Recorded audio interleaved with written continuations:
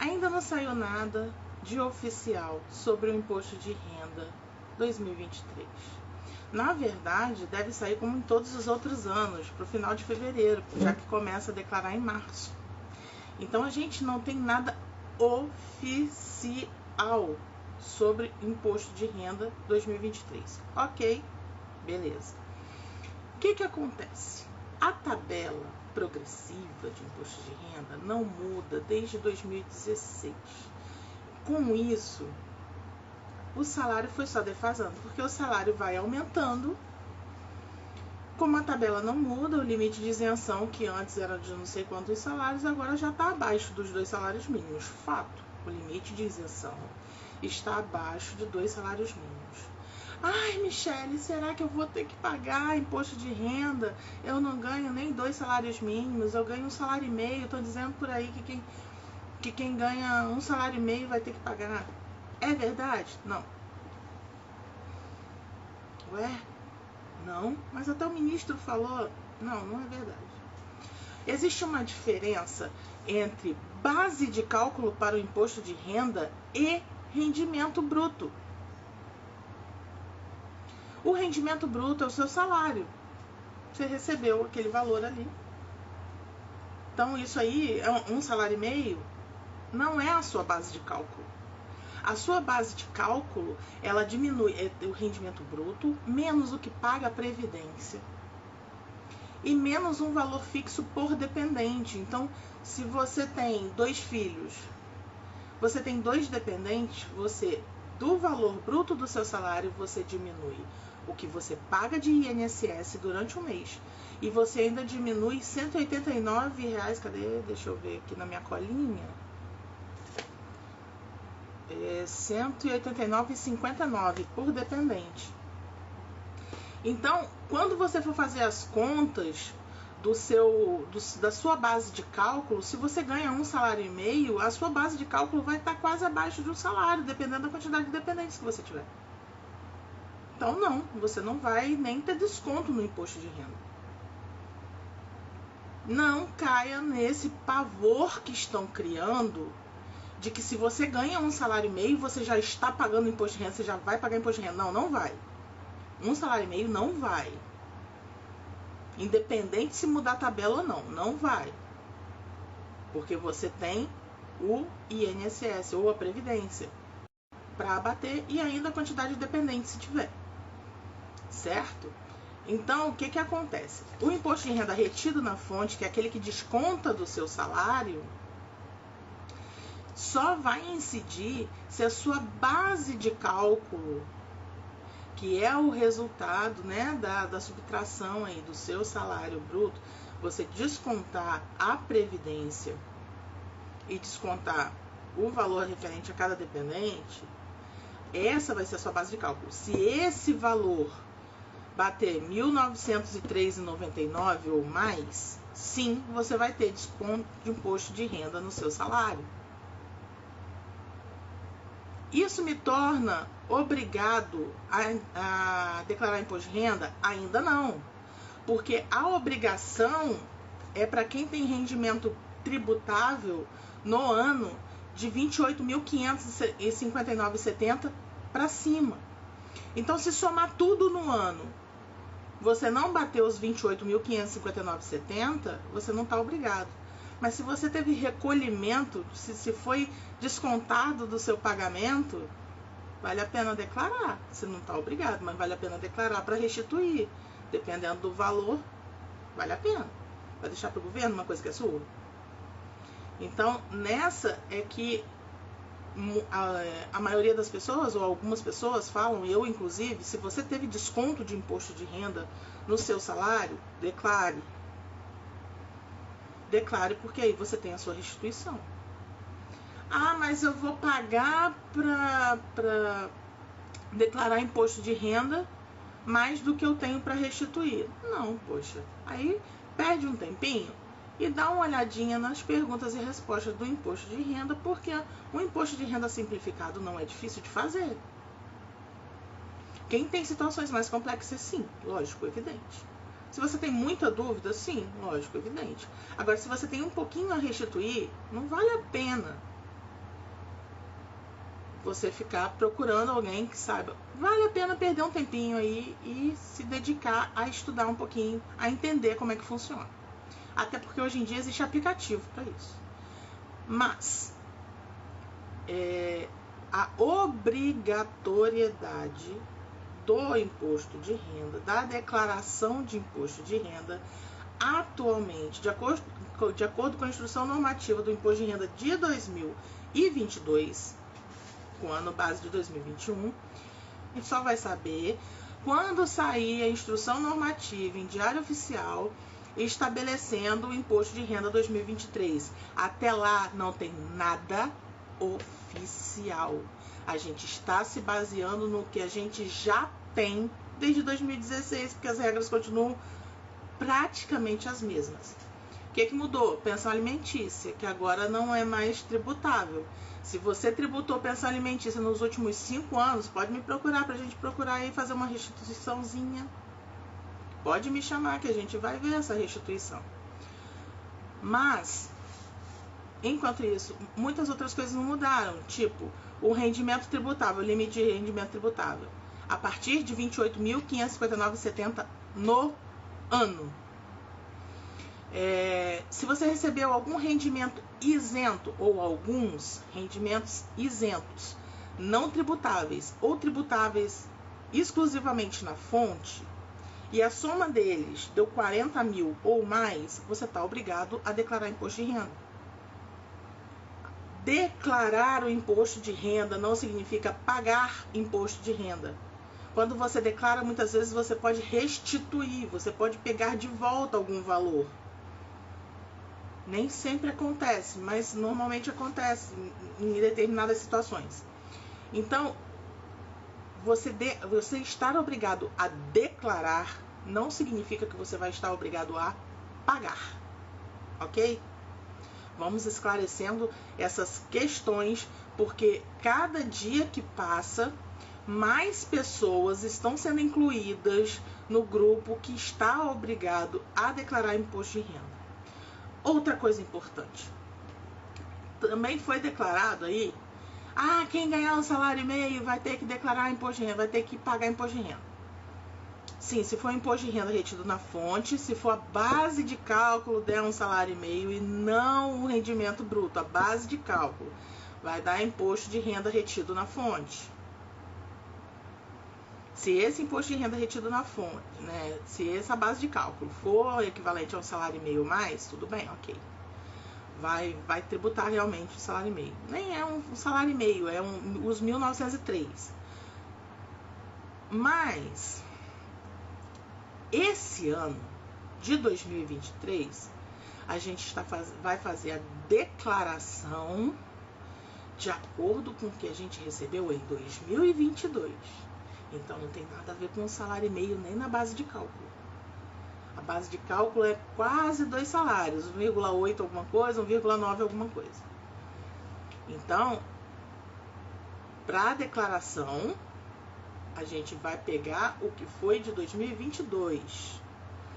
Para o imposto de renda retido na fonte, que é descontado no salário, que é 2023, ok? Vamos lá. Quem teve ganho de capital na venda de bens, alienação de bens, tem que declarar também. O que é ganho de capital? Eu tenho uma casa e ela tá com valor de... Eu comprei essa casa por um valor de 50 mil reais, quem dera, né? Pelo menos aqui em Campos é impossível comprar uma casa por 50 mil reais. Mas tá, eu tenho uma casa que eu comprei por 50 mil reais. Eu fiz umas melhorias nela e tal, vou vender por 120. Nossa. O lucro bom, né? Em cima desse lucro você tem que pagar ganho de capital. Mas eu moro nessa casa. E aí eu vou vender para comprar outra. Ok, então você tem que dentro de 180 dias comprar outra de valor maior. Aí você está isento do imposto de renda, mas não está isento de declarar o imposto de renda. E a respeito do ganho de capital, Quem vende, eu tenho um carro de 15 mil reais, comprei por 15 mil reais, vou vender por 20. Você tem que pagar 15% desses 5 mil que você teve de lucro no mês seguinte. Eu vendi o carro no dia 15 de janeiro. Eu tenho até o dia 28 de fevereiro para pagar esse imposto de renda chamado ganho de capital. E se eu não pagar? Multa e juros. Simples assim, multa e juros. E aí na declaração tem que constar, vai importar o arquivo do programa que calcula o ganho de capital. Porque na sua declaração de imposto de renda você tem que declarar seus bens. Então, quando você se desfaz desses bens, tem que ir para algum lugar. E os documentos saem com valor. E hoje, as esferas de governo estão todas interligadas. Todas elas sabem de tudo que a gente faz. Não adianta você achar que a sua conta bancária é sigilosa, porque não é. Todos os PIX, toda a movimentação de PIX foi enviada para a Receita Federal pelas instituições financeiras. Não adianta pensar que existe sigilo, não existe. Existe sigilo entre pessoas, entre órgãos não. A Receita Federal sabe de tudo que a gente faz. E o PIX nada mais é do que uma maneira de rastrear para onde vai o dinheiro, de onde vem o dinheiro. O PIX é isso. É um dinheiro eletrônico, é um dinheiro que você não pega, você não tem em espécie, mas é altamente rastreável. Porque você tem as transações financeiras entre instituições e ali você consegue rastrear tudo. As instituições são obrigadas a declarar.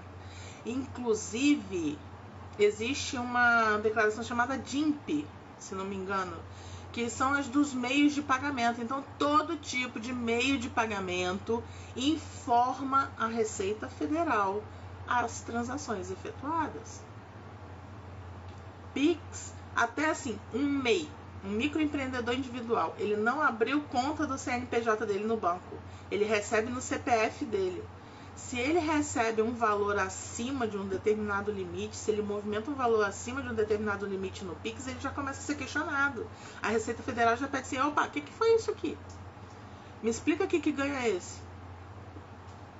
Por que você recebeu esse dinheiro? Porque um parente meu me fez uma doação. Ok, comprovo.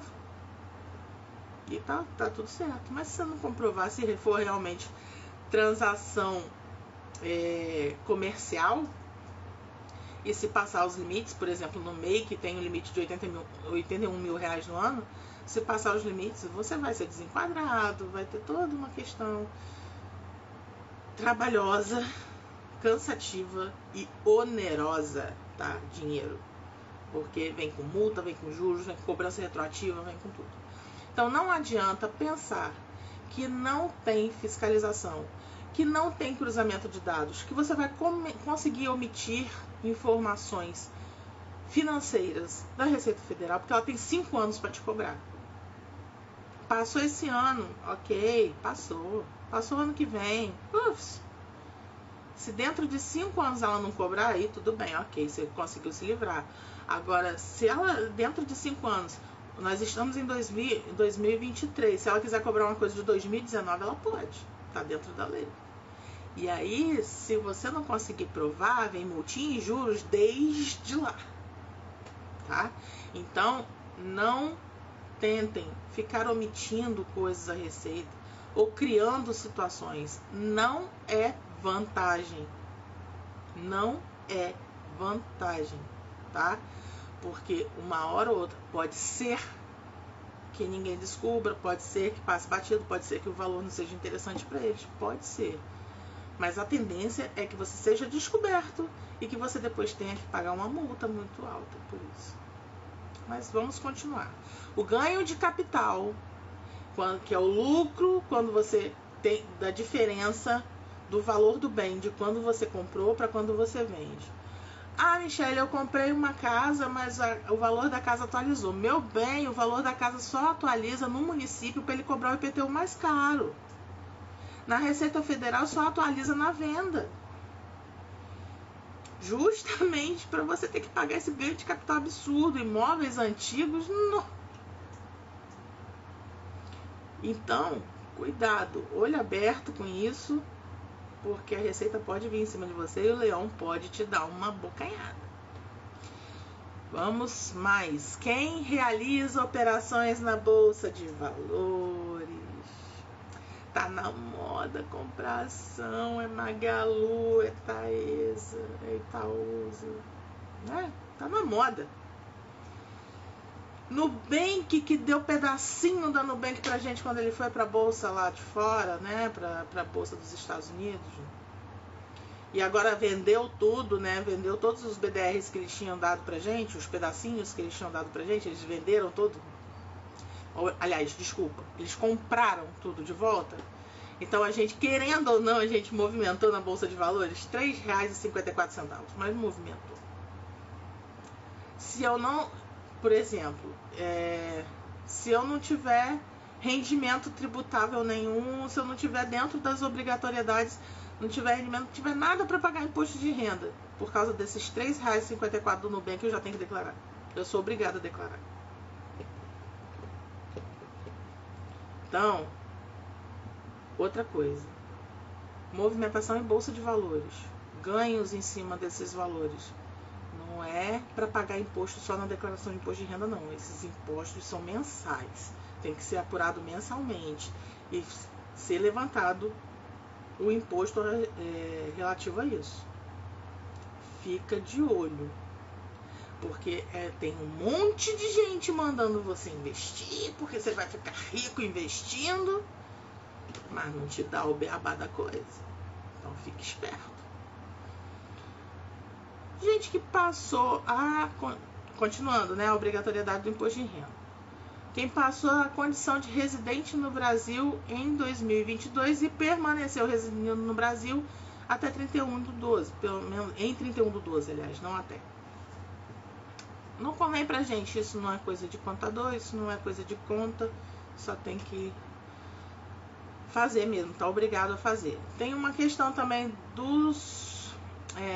de agropecuária que eu não peguei esses valores, porque eu não conheço muita gente dessa parte, então eu preferi não focar, tá?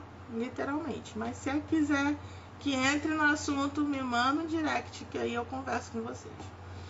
Vamos lá. E quem optou pela isenção do IR sobre o ganho de capital na venda de imóvel residencial pelo prazo de 180 dias para a compra de outro de maior valor? Foi o que eu já falei. Quem tem bens, inclusive imóveis, num total de R$300 mil, está obrigado a declarar, mesmo que você não tenha rendimento, que você não tenha que pagar o imposto de renda, está obrigado a declarar, tá? Então, essas são as regras de obrigatoriedade para pagamento de imposto de renda. Fora isso, não está obrigado. Então, a isenção é determinada, vamos recapitular, a isenção é determinada pela base de cálculo, não pelo valor bruto, pela base de cálculo.